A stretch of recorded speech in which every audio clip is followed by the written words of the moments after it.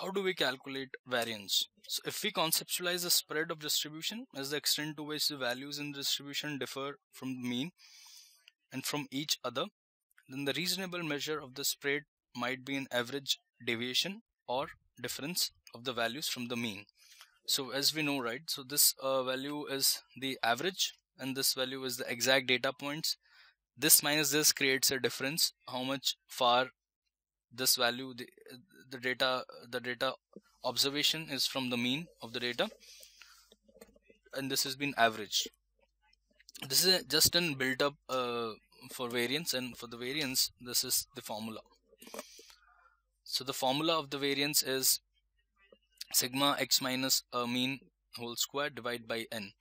So although this seems this might seem reasonable, the last formula, but this expression always be equal to 0 because the negative deviation about the mean will always cancel out the positive deviation.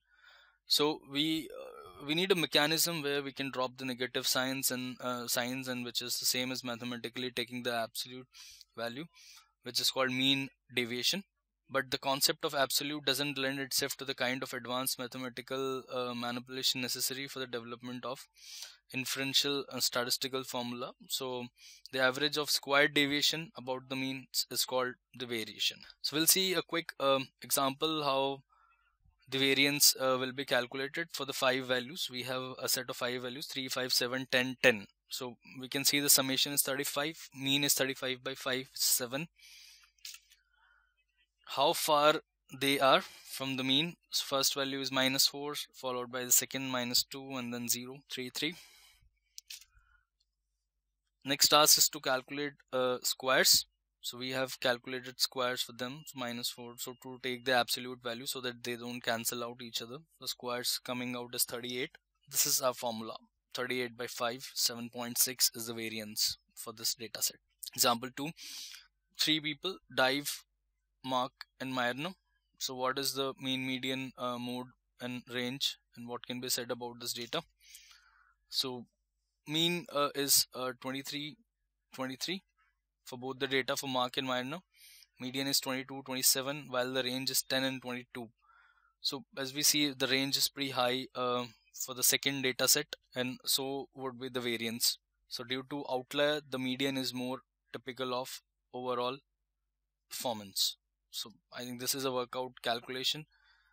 As I said, right, the Mark and Myrna, so Mark has a variance of 12.8, but the Myrna has a variance of 72.4. So conclusion, Mark is the lowest variance, therefore he's more consistent. Second measure is standard deviation. Standard deviation is a measure of variation of scores around the mean.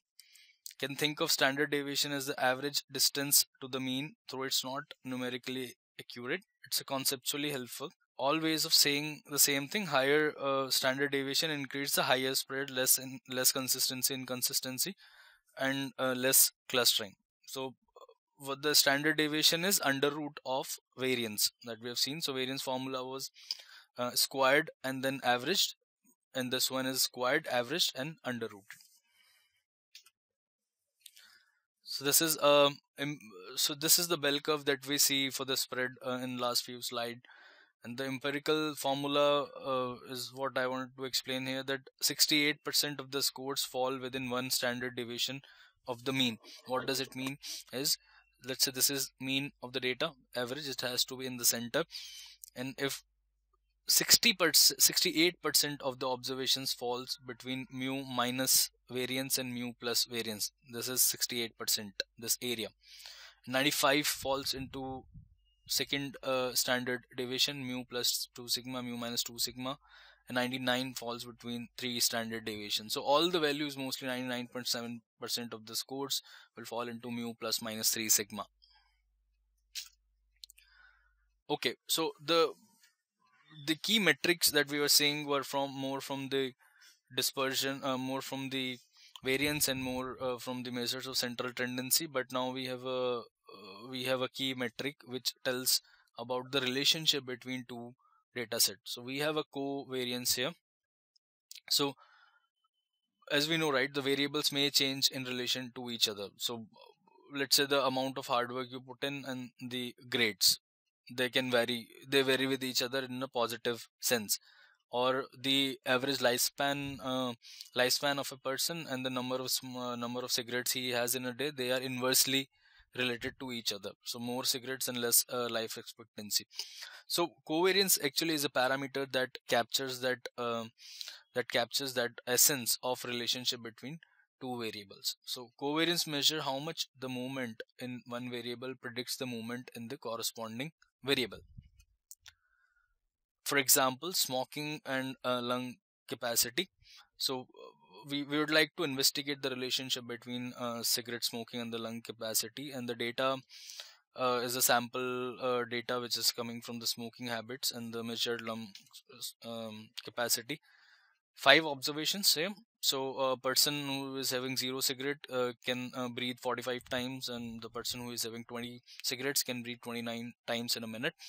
So that's the lung capacity and cigarette data. So we'll quickly see how it is relevant from the covariance stand. Inversely proportion. So if we try to plot these points on a metric scale, it is giving me an inverse relationship chart. So as the smoking is increasing, if you smoke for 20 years, then your lung capacity will die down 23.